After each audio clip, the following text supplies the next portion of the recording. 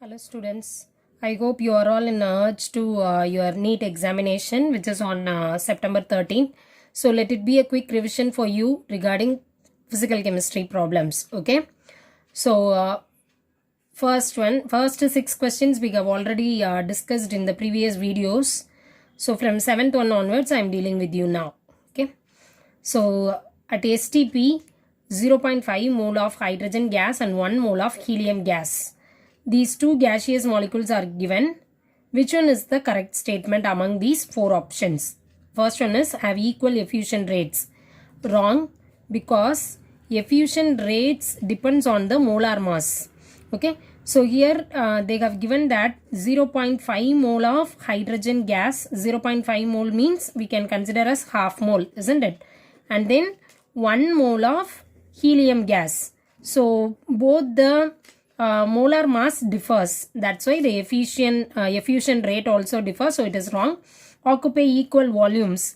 Wrong, because 1 mole at STP it can occupy 22.4 liters of volume, whereas half mole means it will be 11.2 liters. So this is also wrong because both of them will occupy different volumes. And then option C, they have equal molecular speeds. Wrong, because the speed is also depends on the molar mass. So if there is a less molecular weight species, then it can easily move. If it is a higher molecular weight substances, then it will move very slowly, isn't it? So both of them the molar mass differs. For example, I can say for hydrogen molecule the molecular mass is 2. As we know that the hydrogen molecule, the molecular mass is 2. Whereas for helium, the molecular mass is 4. So because of this difference, they have a different speeds also. So this is also wrong. What is the last one? Have equal average kinetic energy. So this is nothing but the kinetic energy is directly proportional to temperature. So at STP they have given. So it represents the kinetic energy depends on the temperature. Here both of them are at the same temperature. So due to the same temperature, they have the equal kinetic energy. So this is the correct option. So the answer is option D. They have equal average kinetic energies. Okay. So next question. Suppose 5 gram acetic acid are dissolved in 1 liter. When you read the question itself, you just make a note which is a solvent and which is a solute. Now this acetic acid is a solute and ethanol is a solvent.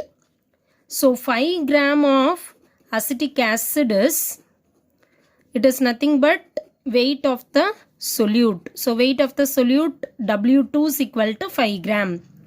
And what is the weight of the solvent? Weight of the solvent, that is nothing but ethanol. Ethanol, which is W1 is equal to 1 liter. Okay. Assume there is no reaction in between them. Calculate the molality. So we have to calculate the molality. The given data for us is density. So the density of ethanol, so density of the solvent is equal to 0.789 gram per ml. Okay. Now you know that density is nothing but it is mass by volume. This is the basic formula you might have studied in your lower classes as well as in the physics also. So density is equal to mass by volume. So this is nothing but D1 I can consider. What is the formula for molality? Molality is represented as a small letter m.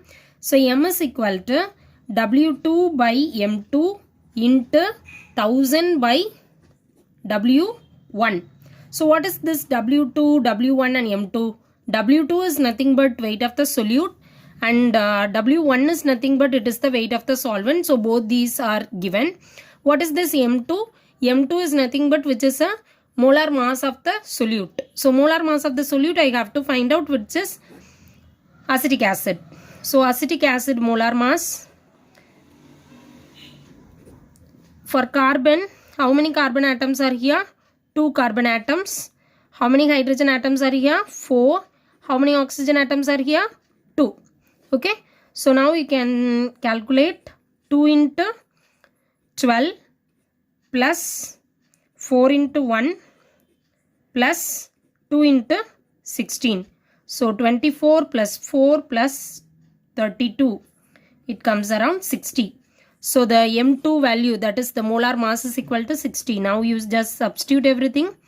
W2, which is the solute, it is 5 gram, which is given in the problem. So 5 divided by 60 into 1000 divided by W1. W1 is nothing but mass of the solute, isn't it?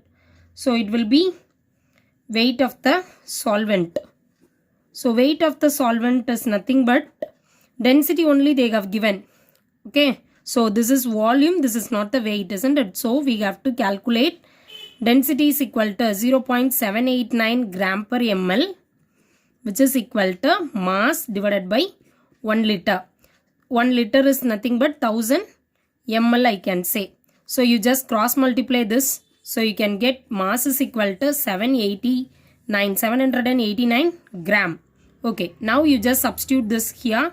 So 5 by 60 into 1000 divided by 789.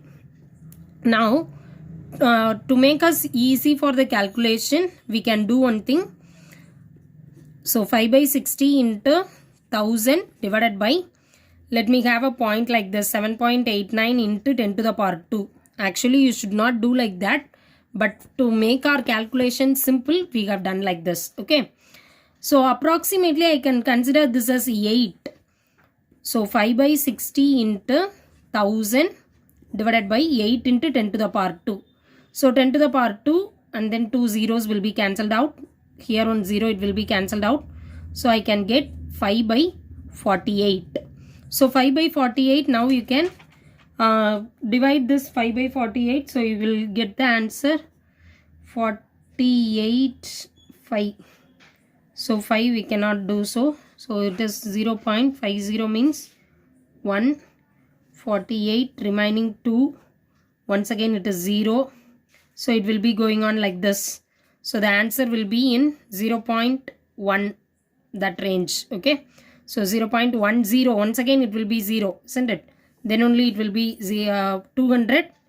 Then you have to substitute. So 0.10. So 0.10, the answer is A. Option A is the answer, 0.1056. In the equilibrium, which one of the following options is correct? So the equilibrium is given acetic acid plus HF, which is in equilibrium with CH3COOH2 plus and F minus. There are 4 options given. Okay, first of all, you must know what is an acid, what is a base. So acid always gives H plus ion, or you can say acid donates H plus ion. And then the base which can accepts the H plus ion. So this is the basic thing you must know. Okay. So now in this acetic acid, let us consider the acetic acid first. This acetic acid is giving the H plus ion. So I can say that it is an acid. But actually when I say about HF, now this is a acid because it gives the H plus ion. So in this equilibrium, this acetic acid is considered as a base. Let me repeat this. Usually we say that acetic acid, due to the presence of this COOH, it is considered as an acid, like that we say.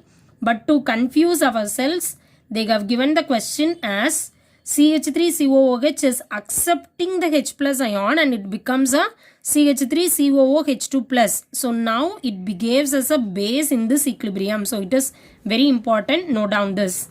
And then here HF, hydrofluoric acid, obviously it is also a acid. Now this HF is giving the H plus ion. So it becomes the F minus, isn't it? So this is nothing but conjugate acid. And this is the conjugate base. Now you just compare this with your options. F minus is the conjugate acid of acetic acid. Wrong, because it is a conjugate base. Okay, first option is wrong. What is the second one? F minus is the conjugate base of HF. Obviously, it is right because it is a conjugate base we have mentioned. Okay, anyhow, you have to check the remaining two options also. Then only you can confirm your answer. Okay, so acetic acid is conjugate acid of CH3CO. It is wrong because just now I said that it is a base, isn't it? So it is also wrong. What is the next one? CH3COOH2 plus is a conjugate base of acetic acid. Wrong, it is a conjugate acid. Okay, so the answer is option B. F minus is conjugate base of HF. Okay, next question. 20 ml of 0.2 molar aluminium sulfate is mixed with 20 ml of 0.6 molar barium chloride. You just make it as an equation. Now, what are the molecules we have taken? Aluminium sulfate and barium chloride. So, when these two reactants mix together, it produces a precipitate first. So, it becomes barium sulfate BaSO4 plus what is remaining?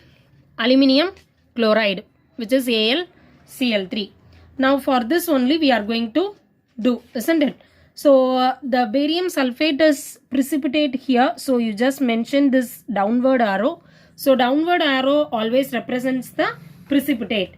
Now, you just compare the, what is the question asked? Calculate the concentration of barium 2 plus and SO4 2 minus ion in the solution.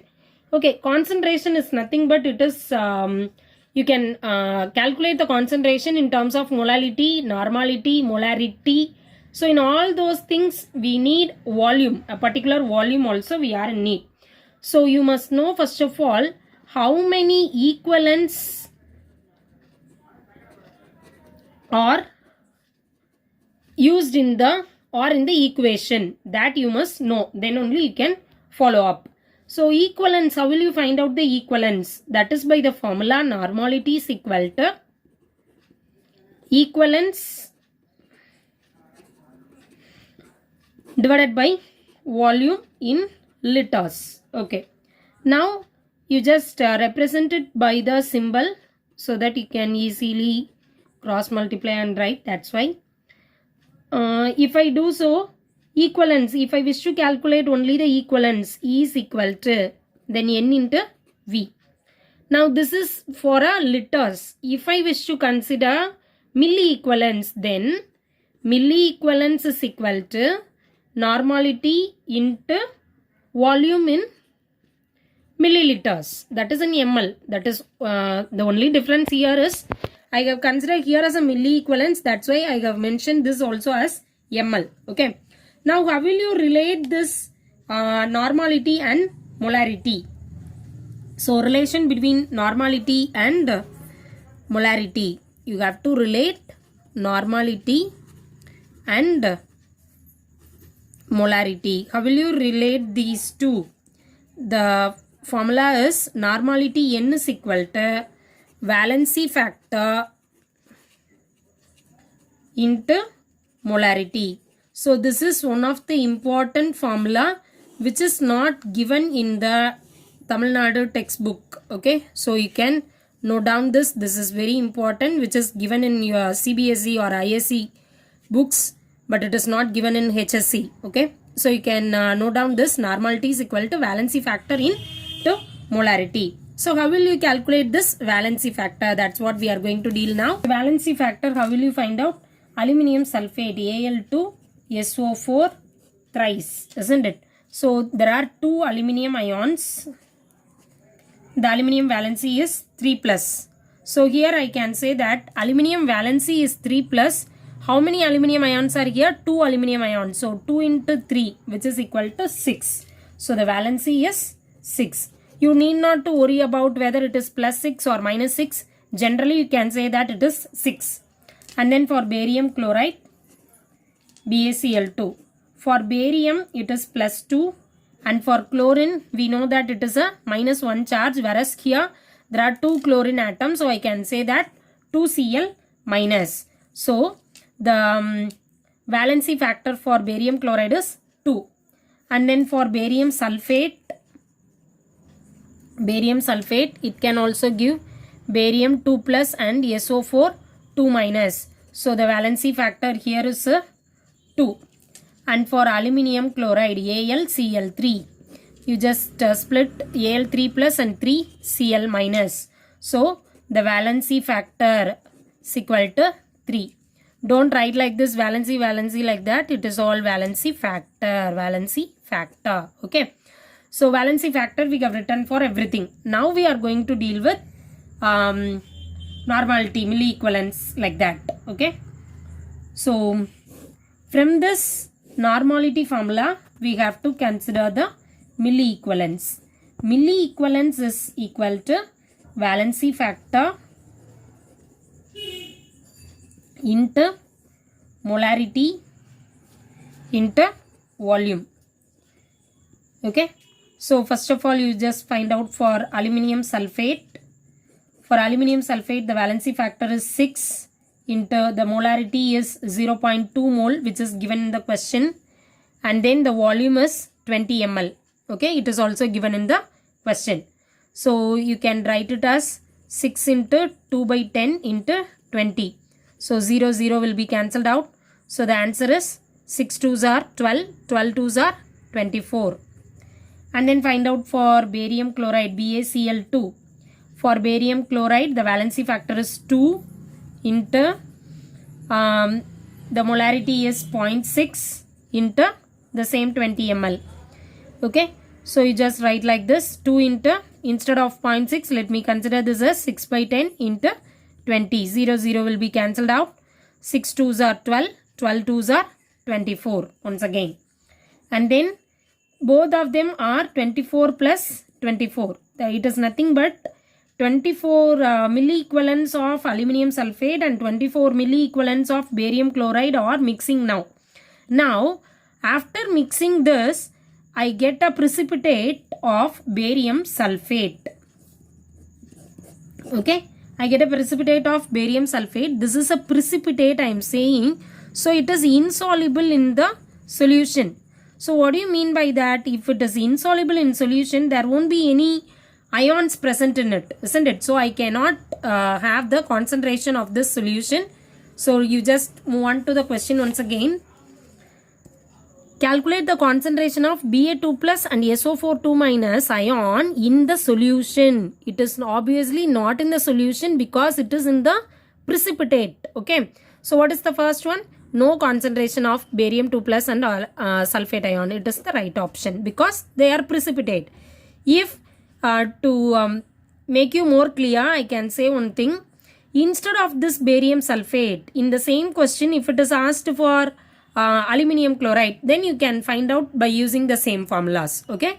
Now, whatever the equilibrium is given, whatever the equation or reactance is given, you have to keep in your mind that which forms a precipitate. If it is a precipitate, then there won't be any ions in the solution.